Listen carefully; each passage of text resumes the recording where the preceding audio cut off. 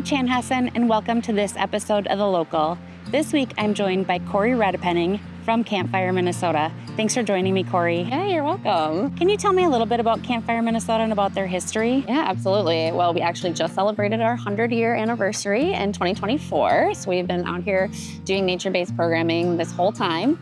We were really founded at a time where young girls didn't have an opportunity to get into nature. And so now today it's really about bringing all young people out here to find their spark by experiencing nature. And every year we serve 10,000 young people. So always looking to find more opportunities for young people to get to experience this beautiful place. Well, I think it's something that you and I have joked about. You do have an Excelsior mailing address, but you truly are in Chanhassen. Yes, we are in Chanhassen. We do. It's very confusing to people, but we're happy to have Chanhassen claim us. And how big is the camp? It's quite large. Yes, I think a lot of people don't even know that we're here, but yeah, we have 103 acres. And something that people often ask me is you did have a name change. We did. Do you want to talk about that a little bit? Up until 2022, we were called Camp Tanaduna, and our property is actually on Dakota land. And so a couple years ago, as we were looking at cultural appropriation, learned that that word wasn't appropriate, and so decided to remove it.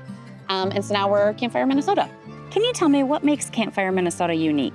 Yes, so many things. I mean, I think one thing in particular is our location. We are like nestled here right in the Twin Cities, so very accessible to families, but you very much feel like you're in the middle of nature. You're in the middle of the woods. And so it provides us the opportunity to give this experience to a lot of young people, which I think is really unique. And I also think it's really unique for families who maybe haven't sent their kid to camp before, that you could send them 20 minutes away, to overnight camp.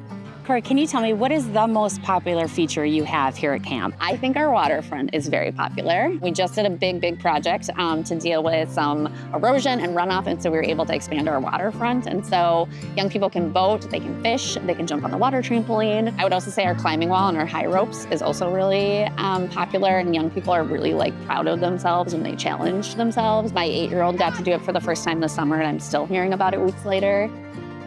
Can you talk a little bit about how Campfire, Minnesota supports the local community? So one thing that's really important to this organization is that we are always raising money to provide scholarships for young people and for families and for schools to experience Campfire.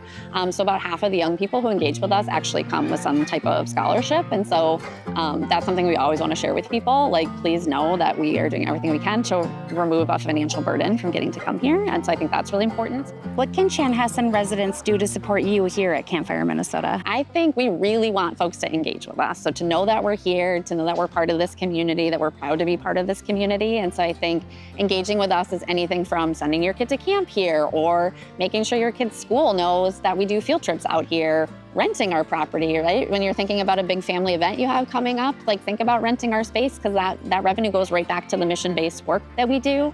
And like I said, volunteer. It's a pretty big operation to get ready for camp and then to clean up after camp. And so always looking for volunteers who want to come out here and help us do those things. And so I think, and anything else, quite frankly, we're really open. We're always looking for new partners and just really love being part of this community. Thanks for joining us today, Chanhassen residents. And please remember, being local is more than a zip code. Being local means supporting local.